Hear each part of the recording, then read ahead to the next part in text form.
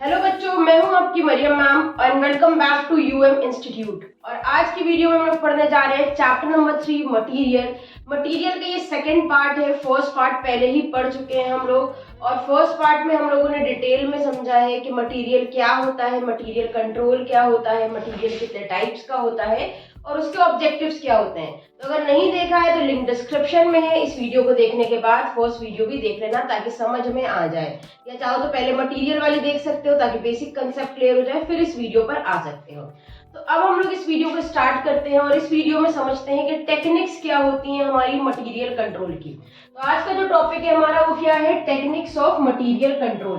Techniques of material control में जो पहली टेक्निक होती है वो होती है एबीसी एनालिसिस। तो एबीसी एनालिसिस के बारे में थोड़ा सा समझते हैं हम लोग। देखिए, एबीसी एनालिसिस के बारे में बोल रहे हैं कि पहला पॉइंट है इसके बारे में, the concept of ABC was coined by Pareto an Indian philosopher in the 19th century. ये जो एबीसी एनालिसिस का कंसेप्ट है ये एक इंडियन फिलोसोफर परेटो जिनका नाम था वो लेकर आए थे 19th सेंचुरी में।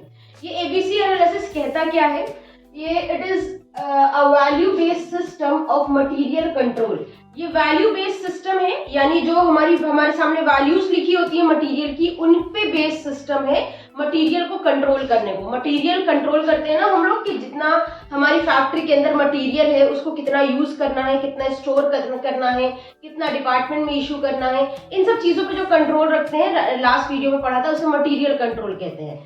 तो वैल्यू बेस्ड जो हमारे सामने वैल्यूज होती है उन पे बेस्ड सिस्टम है ये हमारा मटेरियल कंट्रोल का। देन थर्ड पॉइंट कह रहा है, all items of material are classified according to their values. सारे जितने भी आइटम होते हैं मटेरियल के उन्हें उनकी वैल्यूज के अकॉर्डिंग क्लासिफाई किया जाता है। तीन कैटेगरी में डिवाइड करना है, high, medium and low values, which are known as A B C items. ठीक है, हमारे पास मटेरियल की जितनी भी वैल्यूज होती हैं उन्हें हम तीन कैटेगरीज में बांट देते हैं। सबसे महंगी वाली सबसे अलग रखते हैं, फिर मीडियम वाली, देन सबसे सस्ती वाली जो हमारे पास मटेरियल आ रहा है। तो सबसे महंगा वाला मटेरियल जो है उसे ए नाम देते हैं, मीडियम वाले को बी नाम देते हैं और जो सबसे सस्ता मटेरियल है लो वैल्यू वाला उसको हम सी नाम दे देते हैं। यहीं से आया है ए बी सी। ठीक, देन डी पॉइंट हमारा कह रहा है, it is also called as always better control method. एक और नाम है इसका, याद रख लेना। अगर एबीसी एनालिसिस का एग्जाम में आपसे दूसरा नाम पूछ लिया जाए तो आप बता दें ऑलवेज बेटर कंट्रोल मेथड। तो एबीसी एनालिसिस का दूसरा नाम क्या है, always better control method. Then third point है हमारा ए आइटम। अब एक एक करके समझते हैं। ये जो ए बी सी है इसमें ए आइटम में क्या आता है, बी आइटम्स में क्या आता है, सी आइटम में क्या आता है। तो देखो, ए आइटम के लिए बोल रहे हैं हाई वैल्यू आइटम विच में consist of small percentage of total item handled. A category में कौन से रखे जाते हैं, ऐसे आइटम्स जिनकी वैल्यू बहुत हाई होती है बट वो स्मॉल परसेंटेज में उनकी जरूरत होती है। यानी ऐसे मटेरियल जो बहुत महंगा होता है और उसको क्या करते हैं, हमें इसको स्मॉल परसेंटेज में रखना है, उसमें बहुत ज्यादा पैसा इन्वेस्ट नहीं करना है। देन बी कैटेगरी में कौन सा आइटम्स रखे जाते हैं, medium value item which should be under normal control of purchase. यानी जिनकी वैल्यूज भी मीडियम है और हम उनको नॉर्मल कैटेगरी में रखते हैं, यानी ना तो उनकी तादाद बहुत ज्यादा रखते हैं ना उन्हें हम बहुत कम परचेज करते हैं। मीडियम जिनकी वैल्यूज है उनका परचेज भी मीडियम नॉर्मल रखते हैं, जितनी नीड हमें पड़ सकती है। देन सी कैटेगरी वाले आइटम है, इसमें लो वैल्यू मटेरियल आता है विच में represent large number of items. तो यहाँ पे सी कैटेगरी में हम सस्ती कैटेगरी के आइटम रखते हैं, जो मिलते तो हमें सस्ते हैं लेकिन हम उनको लार्ज कैटेगरी में खरीद कर रख सकते हैं। ऐसे आइटम खराब नहीं होते हैं, उन्हें खरीद के रख सकते हैं फ्यूचर यूज के लिए। तो टेक्निक्स में हमारी पहली टेक्निक होती है एबीसी एनालिसिस। ये हम लोगों ने एबीसी एनालिसिस के बारे में पढ़ा है। बीकॉम सेकेंड ईयर में कॉस्ट अकाउंटिंग में एबीसी एनालिसिस से रिलेटेड जो क्वेश्चंस पूछे जा सकते हैं, जो भी थ्योरी पूछी जा सकती है वो यहाँ से आपको मिल सकती है। बहुत ध्यान से एबीसी एनालिसिस पढ़िएगा। वीडियो देखने के बाद एक बार जो भी बुक जिस भी राइटर की आपके पास है उसको रीड कर लीजिएगा कि उसमें एबीसी एनालिसिस के बारे में क्या लिखा है। नेक्स्ट टेक्निक समझते हैं अब हम लोग। तो अब हम पढ़ने जा रहे हैं टेक्निक ऑफ मटेरियल कंट्रोल में सेकंड टेक्निक। फर्स्ट टेक्निक पढ़ ली एबीसी एनालिसिस, देन हमारी जो सेकंड टेक्निक होगी मटेरियल कंट्रोल की वो होगी determination of stock level. Stock level का आपने कई बार नाम सुना होगा, हो सकता है आपके कॉलेज में पढ़ा भी दिया गया हो। अब हम लोग स्टॉक लेवल पढ़ने जा रहे हैं। तो सबसे पहले समझते हैं ये स्टॉक लेवल होता क्या है। तो स्टॉक लेवल के बारे में यहाँ पर कह रहे हैं फर्स्ट पॉइंट पे, in order to guard against understocking and overstocking most of the large companies adopt a scientific approach of fixing stock level. यानी बहुत सारी जो बड़ी बड़ी कंपनीज होती हैं वो अंडर स्टॉकिंग और ओवर स्टॉकिंग से बचने के लिए जो लेवल यूज करती हैं उन्हें कहते हैं स्टॉक लेवल। ठीक है, अंडर स्टॉकिंग का मतलब अगर नहीं पता तो बता दें कि अंडर स्टॉकिंग का मतलब होता है जितनी जरूरत है उससे कम स्टॉक आपके स्टोर में है, और ओवर स्टॉकिंग का मतलब होता है जितनी नीड है उससे ज्यादा स्टॉक भरा हुआ है, वेस्ट हो रहा है आपके स्टोर में।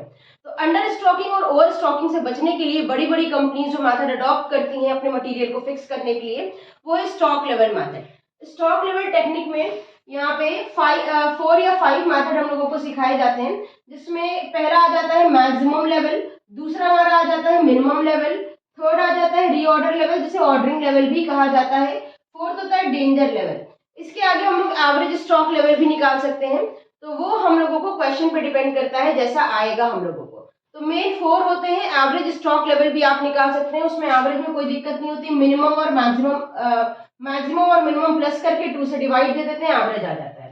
तो ये मेन 4 तरह के हम लोग स्टॉक लेवल निकालना सीखेंगे। देन थर्ड में पॉइंट में कह रहे हैं these levels are not permanent, not permanent. ये लेवल जो है ये परमानेंट नहीं होते हैं कि एक बार आपने निकाल लिया तो वही आप बुरी उम्र मानकर चले अपनी कंपनी में। मस्ट बी चेंज, ये हर हाल में चेंज हो सकते हैं to suit the changing circumstances.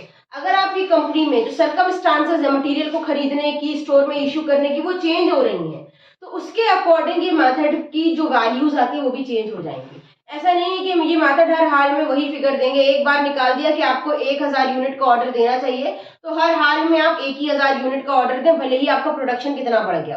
अगर आपकी प्रोडक्शन में चेंजेस हो रहे हैं, अगर आपकी कंपनी में कुछ चेंजेस हो रहे हैं, सर्कमस्टांसेस चेंज हो रही है मटेरियल खरीदने की, इशू करने की, तो आपके स्टॉक लेवल्स जो होते हैं उनमें भी चेंजेस आ जाएंगे। तो ये जो हम लोग यहाँ पे वैल्यूज निकालेंगे वो परमानेंट नहीं होंगी, वो सिचुएशन के अकॉर्डिंग चेंज हो सकती है। देन फोर्थ पॉइंट कह रहा है change will take place if consumption of material increase और डिक्रीज। वही बात बोल रहे हैं कि चेंज कब होता है, स्टॉक लेवल में चेंजेस तब आएंगे जब आपका जो कंजम्पशन है मटेरियल का, आपकी कंपनी के अंदर, आपकी फैक्ट्री के अंदर जितना यूज हो रहा है मटेरियल, उसमें चेंजेस हो जाएंगे। अगर कंजम्पशन बढ़ रहा है, मान लो आपका प्रोडक्शन लेवल बढ़ गया तो कंजम्पशन भी बढ़ जाएगा, कंजम्पशन बढ़ जाएगा तो स्टॉक लेवल में भी चेंजेस आ जाएंगे। तो स्टॉक लेवल कब चेंज होता है, जब आपका कंजम्पशन या तो इंक्रीज हो जाता है या तो डिक्रीज हो जाता है। तो ये थे हमारे स्टॉक लेवल। हर बड़ी कंपनी स्टॉक लेवल्स का यूज करती है अपने आपको मैनेज करने के लिए, अंडर और ओवर स्टॉकिंग से बचने के लिए। मेन 4 टाइप्स के होते हैं, आगे हम एवरेज वगैरह भी निकाल सकते हैं, लेकिन मेन 4 टाइप के हमारे स्टॉक लेवल्स होते हैं। और यहाँ पर बोल रहे हैं कि ये जो स्टॉक लेवल निकल कर आते हैं ये परमानेंट नहीं होते हैं, ये चेंज हो सकते हैं। और चेंज कब होते हैं, चेंज ज्यादातर तब होते हैं जब हमारा कंजम्पशन इंक्रीज और डिक्रीज हो रहा होता है। तो अब हम समझते हैं कि स्टॉक लेवल में हमारे जो स्टॉक लेवल्स होते हैं वो होते क्या है। तो हम लोगों ने पहले ये समझा कि जो डिटर्मिनेशन ऑफ स्टॉक लेवल है उसके अंदर क्या क्या आता है। अब यहाँ पर फर्स्ट स्टॉक लेवल है हमारा जिसका नाम है maximum stock level. Maximum stock level होता क्या है, एक लिमिट तय कर दी जाती है कैलकुलेट करके कि आपका इस लेवल से ज्यादा स्टॉक फैक्ट्री के अंदर नहीं होना चाहिए, स्टोर के अंदर नहीं होना चाहिए। तो this is that level, above which stock should not normally be allowed to rise। ये वो लेवल होता है स्टॉक का जिससे ऊपर आपके स्टोर में स्टॉक नहीं जाना चाहिए, उसे कहते हैं मैक्सिमम लेवल ऑफ स्टॉक। हाँ, कुछ सर्कमस्टांसेस ऐसे होती हैं कि अगर हमें सही प्राइसेस पे मटेरियल मिल रहा है तो हम थोड़ा एक्स्ट्रा लेकर रख सकते हैं, अदरवाइज इस लेवल से स्टॉक ज्यादा नहीं जाना चाहिए, उस लेवल को कहते हैं maximum stock level. Maximum stock level calculate करने के लिए जो फॉर्मूला आपको दिया गया है वो है maximum stock level is equals to reorder level plus reorder quantity minus minimum consumption into minimum reorder period. Reorder level क्या होता है, ये वो लेवल होता है कि कितने टाइम के बाद आपको फिर से ऑर्डर देना है। रीऑर्डर क्वांटिटी क्या होता है कि कितनी क्वांटिटी का, यानी एक के बाद जब हम दूसरा ऑर्डर देंगे तो कितने क्वांटिटी का ऑर्डर देंगे। मिनिमम कंजम्पशन का मतलब होता है कि कम से कम हमारा जो डिपार्टमेंट है वहां पर कितना यूज हो जाता है, हमारी फैक्ट्री में कितना कंजम्पशन होता है। मिनिमम रीऑर्डर पीरियड यानी जल्द से जल्द कितनी जल्दी पीरियड ऑर्डर हमारे फिर से आ सकता है। मिनिमम रीऑर्डर पीरियड यानी एक बार स्टोर में ऑर्डर आया कि यार मटेरियल भेज दो, उसके बाद दोबारा कितनी बार और कितनी देर में ऑर्डर आ जाता है, कितनी जल्दी से जल्दी ऑर्डर आ जाता है, उसे कहते हैं मिनिमम रीऑर्डर पीरियड। तो इन चीजों को यहाँ पर अप्लाई किया जाता है। क्वेश्चन से उठाकर हमें रखना है और हमारा आंसर आ जाएगा। इसे हम आगे क्वेश्चन करके देखेंगे। देन हमारा यहाँ पे सेकंड नंबर पे आ जाता है मिनिमम स्टॉक लेवल। तो देखिए मिनिमम स्टॉक लेवल क्या होता है, it is that level below which stock should not normally be allowed to fall. ये वो लेवल होता है स्टॉक का जिससे नीचे हमारा स्टॉक नहीं जाना चाहिए, यानी कम से कम इतना स्टॉक, सेफ्टी स्टॉक हमारे स्टोर में हर वक्त मौजूद होना चाहिए। और in case stock falling below this level there is a risk of stoppage in production. अगर किसी वजह से हमारा मिनिमम स्टॉक लेवल से कम स्टॉक स्टोर में चला गया तो उसका क्या रिजल्ट हमारे सामने आ सकता है, ये रिजल्ट सामने आ सकता है कि हमारा प्रोडक्शन जो है वो रुक सकता है। वही अगर हमारे डिपार्टमेंट में एक बार में 1000 यूनिट की जरूरत है और हमें कम से कम 1000 यूनिट तो हर वक्त मौजूद होनी चाहिए ना, तो 1000 यूनिट क्या है, मिनिमम स्टॉक लेवल है। अब अगर 1000 यूनिट की नीड है और डिपार्टमेंट से ऑर्डर आ गया 1000 यूनिट का और मेरे पास सिर्फ 500 यूनिट्स रखी हुई है, तो वहां पे क्या होगा, हमारा प्रोडक्शन स्टॉप हो सकता है। तो ऐसे अपने प्रोडक्शन को रोकने के लिए एटलीस्ट हमें क्या करना है, एक मिनिमम लिमिट तय करके रखना है। मिनिमम स्टॉक लेवल को निकालने का हमारा फॉर्मूला क्या होता है, minimum stock level is equals to reorder level minus normal consumption into normal reorder period. यानी सबसे पहले हम रीऑर्डर लेवल लेंगे कि किस लेवल पे हमारा ऑर्डर आता है, रीऑर्डर लेवल में माइनस कर देंगे normal consumption into normal reorder period. Normal consumption मतलब कितना आमतौर से यूज होता है हमारे डिपार्टमेंट में, नॉर्मल रीऑर्डर पीरियड मतलब एक के बाद दोबारा ऑर्डर कितनी देर में आता है आमतौर से, यानी कोई स्पेशल सर्कमस्टांसेस यहाँ पर अप्लाई नहीं होंगे। देन थर्ड हम लोग पढ़ने जा रहे हैं रीऑर्डर लेवल। रीऑर्डर लेवल को ऑर्डरिंग लेवल भी कहा जाता है। This is that level of material at which purchase requisition is initiated for fresh supplies. ये वो लेवल होता है जहां पर परचेज रिक्विजिशन इशू कर दिया जाता है फ्रेश सप्लाई के लिए। यानी रीऑर्डर लेवल वो लेवल होता है जो पहले से ही फैक्ट्री में तय कर लिया जाता है कि जैसे ही आपका यहाँ तक मटेरियल परचेज डिपार्टमेंट में पहुंचे, आप क्या करो, फिर से ऑर्डर दे दो। तो रीऑर्डर लेवल वो लेवल होता है जहां पर परचेज रिक्विजिशन इशू किया जाता है कि अब हमें फ्रेश सप्लाई की जरूरत है। और this level is fix somewhere above minimum level. ये जो लेवल होता है ये मिनिमम लेवल से थोड़ा ऊपर फिक्स किया जाता है। मिनिमम लेवल हम लोगों ने भी पढ़ा था, वो लेवल होता है जहां पर पहुंचते ही फौरन ऑर्डर दिया जाता है कि स्टोर में मटेरियल मंगवा लो। तो मिनिमम लेवल से ऊपर एक लेवल फिक्स किया जाता है जिसे हम रीऑर्डर लेवल कहते हैं। रीऑर्डर लेवल निकालने का फॉर्मूला होता है maximum consumption multiply by maximum reorder period. Fourth है हमारा danger level at which normal issues of material are stopped and material are issued for important jobs only। ऐसा level जहां पर आमतौर से जो स्टोर से परचेज डिपार्टमेंट में या प्रोडक्शन डिपार्टमेंट में सामान इशू किया जा रहा है उसे रोक दिया जाता है।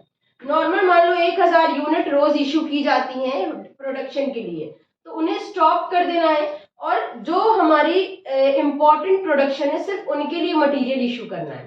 तो डेंजर लेवल वो लेवल होता है जहां पर स्टोर में सामान जो है वो मिनिमम लेवल से नीचे चला जाता है। जैसे ही अगर कभी किसी केस में इस लेवल पर सामान गया स्टोर में तो फौरन मटेरियल को नॉर्मल प्रोडक्शन के लिए इशू करना रोक दिया जाता है और सिर्फ उन प्रोडक्शन के लिए भेजा जाता है जहां बहुत जरूरी है। इसको कैलकुलेट करने का फॉर्मूला हमारा होता है normal consumption multiply by maximum reorder period under emergency condition. हमें क्या करना है, यहाँ पर नॉर्मल कंजम्पशन लेना है, मल्टीप्लाई करना है लीड टाइम से, या इसे बोल सकते हैं maximum reorder period under emergency condition. ये आपको क्वेश्चन में दिया होगा।